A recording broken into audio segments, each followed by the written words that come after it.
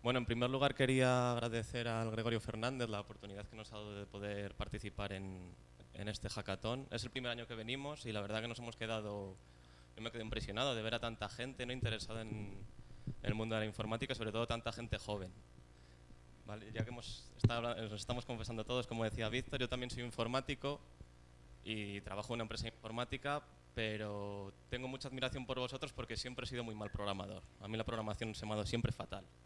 Entonces reconozco mucho vuestra labor. Yo por circunstancias he ido hacia otras tareas en el mundo de la informática, pero sí que soy consciente de lo importante que es que haya desarrolladores. Para que nos conozcáis un poco, yo trabajo en TGV Informática, que es una empresa de Salamanca. Estamos alrededor de unos 50 trabajadores, somos ya.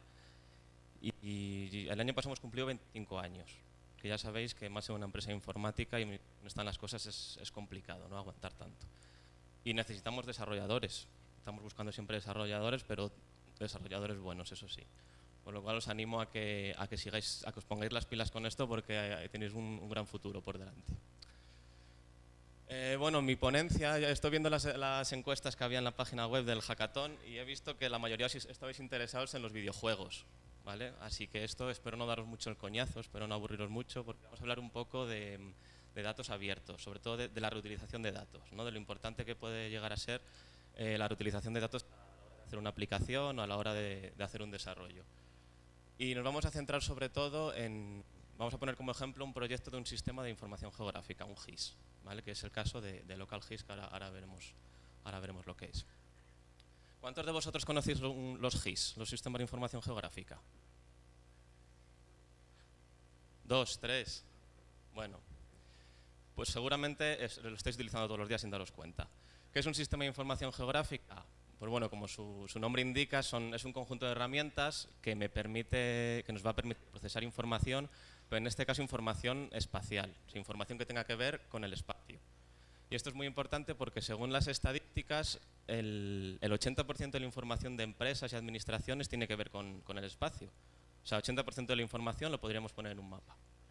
Y esto creo que estamos todos de acuerdo que estáis utilizando mapas todos los días, ¿no? Quiero buscar un restaurante, me meto en Google Maps, busco el restaurante, además pincho en el nombre y me dice el horario y el teléfono.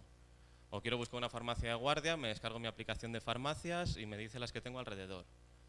¿Vale? Pues esto es lo que buscan los SIG, ¿no? Poder gestionar y poder analizar la información y situarla en un plano.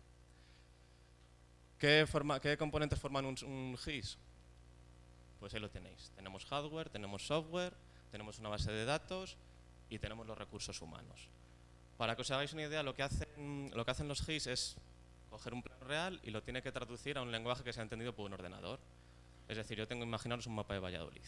¿Vale? Pues en ese mapa de Valladolid tengo que conseguir las parcelas, tengo que conseguir además la red de alumbrado y necesito los colegios, para que os hagáis una idea. Pues lo que hacen un GIS es traducir todo eso por polígonos, líneas y puntos a una base de datos. Las bases de datos en este caso van a estar organizadas por capas. Tendríamos capas que todas tienen elementos comunes. Una capa de parcelas, por ejemplo, una capa de colegios y una capa de que habíamos dicho, de alumbrado, de las farolas, imaginaros. Pues lo que bueno que tiene un GIS es que no solo me va a localizar los puntos, sino que además voy a pinchar en un punto y me da información. Pincho en una farola y me dice el material de la farola, me dice cuándo la han revisado, me dice qué tipo de luminaria tiene. Pincho en un colegio y me dice, pues lo que os decía, el horario, la página web, me da información y además me va a permitir relacionarlo entre ellos. Puedo hacer operaciones, que eso es el valor de los GIS, es eso, no es una aplicación que me pinte en un mapa, solamente eso no es un GIS. Un GIS me permite analizar además esa información y relacionarla. O sea, yo puedo decir, vale, hay que construir un centro de formación. ¿Dónde lo ponemos? Pues yo puedo coger un GIS y hacer un estudio. O voy a abrir un negocio, imaginaros que quiero abrir un negocio. Pues un GIS me valdría para decir, quiero ver cuántas zapaterías hay en este barrio con una población de gente que esté entre los 30 y los 40 años y que además esté a menos de 500 metros de una parada de bus. Pues eso me permite hacer un GIS. Y en este caso lo que vamos a ver es un ejemplo que es LocalGIS. LocalGIS es un GIS de código abierto que además está desarrollado por una empresa de Valladolid, por Cotesa, y lo sirve el ministerio. O sea, podéis descargarlo de la web del Ministerio de Energía, Industria y Turismo, a través del Plan Avanza. Esta aplicación está muy orientada a la gestión de ayuntamientos, ¿vale? El proyecto que nosotros esto lo implantamos en la Diputación de Salamanca desde hace un par de años y está muy orientado a la gestión de municipios, pero bueno, sí que tiene una parte de mapas que la podéis adaptar a cualquier tipo de proyecto. Porque ahora veremos que además es muy fácil modificar la base de datos, podéis crear vuestras propias capas y es una cosa que se puede adaptar en ese sentido. ¿Cómo funciona LocalGIS? Pues ya tienes la arquitectura. Tengo una base de datos, que es una base de datos Postgres, que necesita la ampliación de PostGIS, que es la que me permite tratar datos espaciales.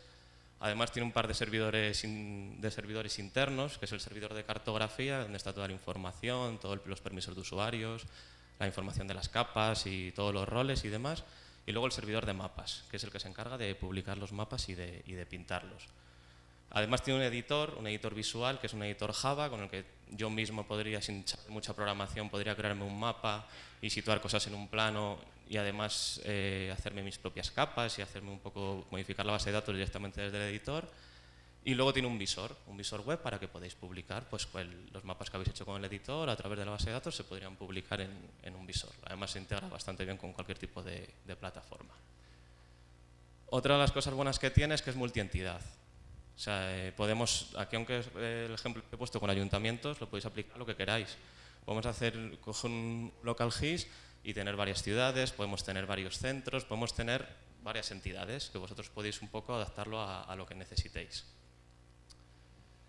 Y eso sería un poco el funcionamiento completo de la herramienta. Como os digo, tiene un montón de módulos pero eso no nos interesa hoy, porque tiene módulos de licencias, tiene módulos de catastro, de patrimonio, pero eso, bueno, eso hoy no nos va a interesar. Lo que nos interesa es la parte de arriba.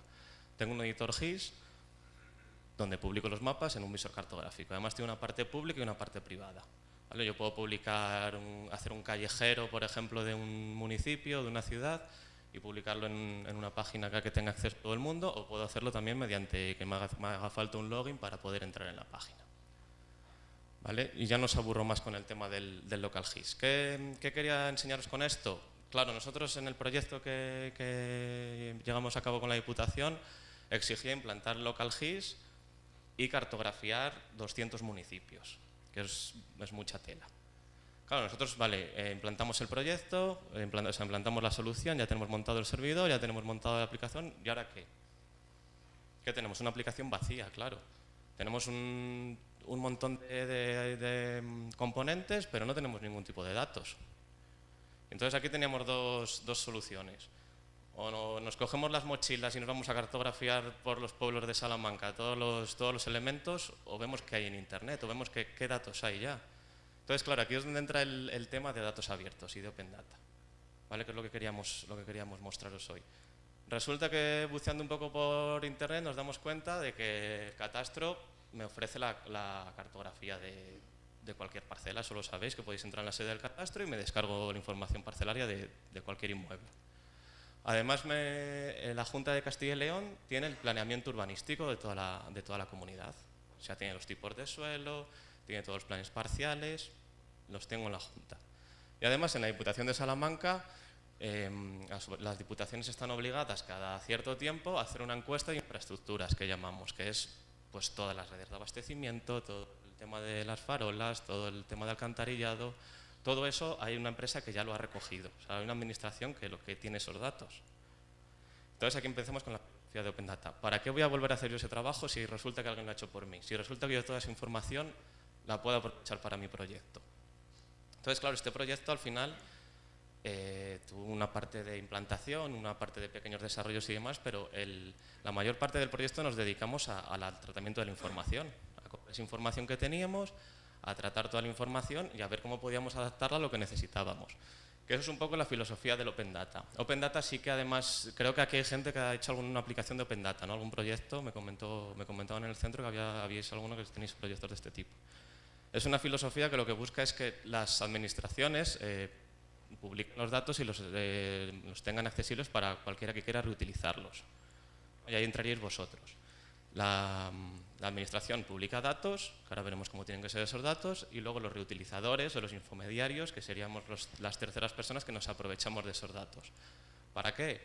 Pues para generar un valor añadido, para lucrarme, para ganar dinero con esos datos, para hacer una aplicación, para hacer un informe, para lo que quiera. Yo tengo datos en bruto a mi disposición, gratuitos además. Pues puedo utilizar una aplicación y en base a esos datos voy a hacer un proyecto. Claro, según lo que os he dicho, cualquier página web sería Open Data, ¿no? Porque cualquier página web me publica datos y además puedo entrar a reaprovecharlos. Pero no, el Open Data tiene que cumplir. Hay 8 principios que en 2007 un grupo de expertos de Open Data de Estados Unidos lo definieron y son esos, ¿no? ¿Cómo tienen que ser los datos para ser considerados abiertos? Pues tienen que ser públicos. No tienen que estar sometidos a ninguna regla de privacidad, ni de licencias, tienen que ser datos abiertos. Tienen que estar lo más detallados posibles. Tienen además que estar actualizados. Claro, de nada me vale a mí tener la cartografía de Valladolid de 1999, porque eso evidentemente habrá cambiado casi todo. Pues tienen que estar actualizados. Accesibles para todo el mundo, a través de una página web, a través de un repositorio, a través de algún sitio donde puedan entrar todos los ciudadanos a consultarlos. Además tienen que ser datos automatizados. ¿Qué quiere decir esto? Datos estructurados. XML, CSV, JSON, me da igual. Tienen que ser datos que sean entendibles por un ordenador. Pero claro, imaginaos que yo me descargo un PDF con 1000 páginas de datos. Eso para poco me va a valer. Entonces tienen que estar estructurados, que ahora veremos esto. Además no me tienen que poner ningún impedimento a la hora de descargármelos. No tengo que registrar, no tengo que pagar, o sea, tiene que ser un acceso libre. Y por último, tienen que ser libres de cualquier tipo de licencia. O sea, tienen licencias abiertas, ¿vale? Para que yo pueda entrar, reutilizarlos y transformar esos datos como yo quiera. Los formatos. ¿En qué formato se considera que tenían que estar datos abiertos? ¿Cuáles son? Ya lo hemos dicho, ¿no? Pues datos estructurados, datos que yo pueda importarlos, que pueda manejarlos, que pueda, incluso con un robot o con una aplicación o un algoritmo pueda tratarlos. Pues esos son los formatos que tienen que tener. Un formato de datos estructurado. Ya os digo, me vale un CSV, me vale un XML, un RDF, cualquiera de esos tipos de datos se podría considerar datos abiertos. Y luego tenemos la calidad de los datos. ¿Vale? Que esto es una clasificación que hizo Tim Berners-Lee y puso las 5 estrellas del Open Data. O sea, dependiendo de cómo sean mis datos, va a tener una estrella o puede tener 5. El primer dato, o sea, la primera característica, que estén publicados en Internet. En este caso, un PDF. Que ya os digo, un PDF en sí se puede considerar Open Data. Bueno, lo podemos considerar Open Data, pero de muy baja calidad. La segunda estrella, que sea un dato estructurado, pero bajo algún sistema propietario, por ejemplo, una hoja Excel. Claro, yo tengo una hoja Excel, pero necesito una aplicación de Microsoft para abrirla o una aplicación similar para abrir ese archivo. Por lo tanto, esa sería la segunda estrella. 3 estrellas, ¿cómo lo conseguimos? Datos que no sean propietarios. Un CSV, por ejemplo. Un dato que lo coja y lo pueda transformar a mi gusto. La cuarta estrella ya sería que tuvieran una URL accesible, una URL fija, donde yo pueda ir entrando. Y en esa URL se van actualizando los datos y siempre sea la misma para yo poder acceder y descargármelos. Y la quinta estrella, que esta ya sería la bomba, es que se pueda además que los datos me vinculen con otros datos. O sea, que yo entre en unos datos y a partir de esos datos pueda encontrar otros. Los datos normalmente se organizan en datasets, ¿vale? En conjuntos de datos. Y estos se suelen publicar en los portales de datos abiertos. En Castilla y León sabéis que tenemos datosabiertos.jtacil.es, que además está muy bien, hay un montón de información y se han puesto mucho las pilas con esto en los últimos años. Luego, si queréis también datos a nivel nacional, tenemos los datos del portal de datos de gov.es también, datosgov.es, y luego incluso tenemos a nivel mundial. ¿Vale? ¿Qué beneficios aporta el Open Data o qué beneficios tendríais en haciendo un proyecto de Open Data? Bueno, fijaros que el otro día leía estadísticas y decían que al año se generan 600 millones de euros a partir del Open Data. Yo os digo, vosotros podéis tener una aplicación basada exclusivamente en el Open Data. Me busco las paradas de autobús, me busco farmacias, hay muchas aplicaciones que solo hacen eso. Bueno, solo. Y hay gente que está cobrando por esas descargas. O incluso aplicaciones que hacen más cosas, pero parte se basa en Open Data. Con lo cual, para una empresa está claro el beneficio, ¿no? Un beneficio sobre todo económico. Para un ciudadano, pues la facilidad de acceso y la posibilidad incluso de colaborar, ¿no? Ahora que está tan de moda todo esto de las administraciones, que íbamos a los beneficios de las administraciones, de la transparencia, del gobierno abierto y todo esto, pues todo esto fomenta un gobierno transparente, ¿no? Que se publiquen todos los datos públicos, que yo pueda entrar y ver y consultar cualquier tipo de dato. Pues esos son los beneficios también para la administración. Vale, y ya que hemos visto lo que es un sistema GIS y lo que son los datos abiertos, vamos a meternos con el proceso, ¿no? ¿Cómo es el proceso en un proyecto de este tipo de reutilización de datos? ¿Qué pasos tenemos que seguir? Pues lo que os decía, el primer paso, lógicamente, la recopilación de datos, ¿no? Que ahí tenemos a San Google, que supongo que lo conocéis todos. Pues sí, hay que utilizar Google. Yo si no sé que estoy planteando un proyecto nuevo, ¿hay datos sobre este proyecto? Voy a buscar. Acostumbrados a saber localizar datos, a consultar estos portales que os digo, porque lo bueno es que ya hay alguien que además nos ha clasificado estos datos, lo ha hecho por vosotros, con lo cual empezar por los portales de las administraciones, que seguramente encontréis un montón de información. Ya tengo la información. En el caso que os decía antes, teníamos que cartografiar 200 pueblos, pues ya sabía que era el catastro me daba una información, la Junta otro y la Diputación otro, y luego los propios ayuntamientos tenían también registros, con lo cual ya tengo la información localizada. ¿Qué pasa muchas veces en este tipo de proyectos? Claro que hay muchísima información, hay información que viene duplicada, tengo diferentes formatos, no sé cómo adaptarla a mi base de datos. Resulta que unos me los pasan en formato cartográfico, otros me los pasan en CSV y otros en XML. Pues bueno, la parte quizás más importante de este tipo de proyectos es el análisis y el procesamiento de los datos. Aquí sí que hay que echarle tiempo para conseguir al final datos de calidad, no hacer una depuración de esos datos. No sé si conocéis Google Refine, si alguno lo ha utilizado. ¿Lo habéis utilizado alguno? No, pues fijaros que es una cosa que desconocida, que mucha gente no sabe que existe y es potentísimo. Es una aplicación gratuita de Google que os la descargáis, funciona luego sobre el navegador y es una pasada, cómo funciona. O sea, vosotros aquí podéis importar cualquier tipo de dato, de formato, de formato HTML, XML, cualquier formato estructurado os lo carga. Y luego además podéis hacer filtros, podéis corregir errores, tienen incluso su propio lenguaje para hacer reglas, podéis editar los datos en directo, la verdad que es muy completo. Lo que pasa es que conocer Google Refine requeriría casi una mañana entera, así que esto sí que os animo cuando tengáis un rato a que entréis y lo consultéis porque está muy bien. Otro problema que puedo tener, el tema de los formatos, lo que os decía. Cada uno en un formato y tengo que pasar todos los datos al mismo. Pues una aplicación sencillísima, es web, es gratuita, Mr. Data Converter. Os carga un CSV y os lo convierte en un montón de tipos de formatos. 10 segundos se tarda en hacer esto, ¿vale? Y en lugar de tener yo que andar que si con la Excel, que si depurando las bases de datos, tal, pues me llego a una aplicación de estas y también que sepáis que está a vuestra disposición. La visualización, muy importante cuando estamos trabajando con datos. No es lo mismo ver 10.000 registros en una tabla que ver una gráfica. Tenéis también un montón de herramientas gratuitas que lo que hacen es que cargáis los datos o cargáis las tablas y podéis también visualizarlas. Google Fusion Tables es un poco un intermedio entre el Google Refine y el Google Charts, ¿vale? Que es el que se utiliza para gráficas. Esto es un poco más, no es tan complejo como Google Refine, pero bueno, me puede valer. Si lo que quiero es organizar mis tablas, depurar un poquito los datos y además que me los muestren gráficas, ahí tenéis un ejemplo, ¿no? Que es muy sencillo de utilizar. Además también se integra con Google Maps, o sea, podríais crear mapas también a partir de datos. Otra herramienta de visualización, esta además la usamos allí mucho en la empresa para cuando tenemos en algún proyecto web o en alguna aplicación tenemos que hacer gráficas, HiveCharts. Es una librería en JavaScript que también es gratuito y tiene un montón de gráficos, podéis configurar todo tipo de visualizaciones. Entréis en la web y lo mismo, ya os digo, es fácil de utilizar, copiáis el código y lo podéis reutilizar para vuestros proyectos. Y también queríamos, ya que hemos hablado de GIS, pues alguna librería de geoespacial, pues una de las más conocidas es OpenLayer. También es JavaScript, es código abierto y ahí también podéis entrar y utilizar coger el código para representar datos en un mapa. ¿Vale? Visto esto, quería enseñaros para terminar pues, aplicaciones que se han hecho basadas en Open Data, para que veáis que las utilidades son enormes.